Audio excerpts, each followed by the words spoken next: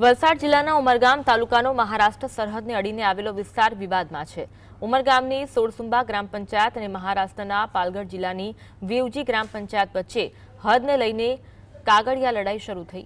સોળસુંબા પંચાયતનો પૂર્વ વિસ્તાર મહારાષ્ટ્રમાં હોવાનો દાવો થયો, જ્યારે કે મહારાષ્ટ્ર તંત્રએ પણ નકશાના આધારે ગુજરાતમાં મહારાષ્ટ્રની જગ્યા હોવાનો દાવો કર્યો। અગાઉ આ મુદ્દો મહારાષ્ટ્ર વિધાનસભામાં પણ ગાજ્યો હતો। હવે જૂના નકશાઓના આધારે માપણી પ્રક્રિયા પર સહમતિ બની છે। ગુજરાત અને મહારાષ્ટ્ર તંત્ર દ્વારા માપણી શીટ તૈયાર થશે। સરહદમાં ફેરબદલ થાય તો રહેવાસીઓ માટે રાજ્ય બદલાઈ જવાની સ્થિતિ સર્જાઈ શકે છે। વલસાડ જિલ્લાના ઉમરગામ તાલુકાના સોળસુંબા વિસ્તારની અંદર જે છે એ મહારાષ્ટ્રના અધિકારીઓ દ્વારા જે છે તે એક ફરીવાર માપણીનો વિવાદ જાગ્યો છે। ગુજરાતનો ઘણો ખરો હિસ્સો છે મહારાષ્ટ્રમાં હોવાનો દાવો કરવામાં આવી રહ્યો છે।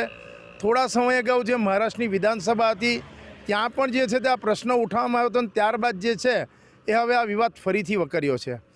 સોળસુંબા જે એક ગ્રામ પંચાયત ગુજરાતની અંદર આવી છે એમાંનો ઘણો ખરો વિસ્તાર જે છે એ મહારાષ્ટ્રના પાલઘર જિલ્લાના તલાસરી વિસ્તારનો હોવાનો દાવો કરવામાં આવી રહ્યો છે।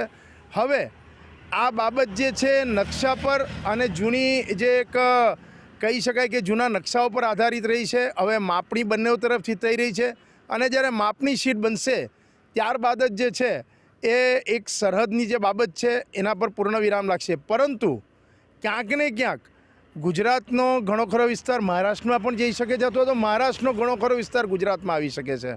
ત્યારે લોકો માટે જે છે હાલ આ બાબત એક કુતૂહલની છે અને એક ચિંતાનો પણ વિષય છે। રાજેશ પાવસ્કર, GSTV, ઉમરગામ।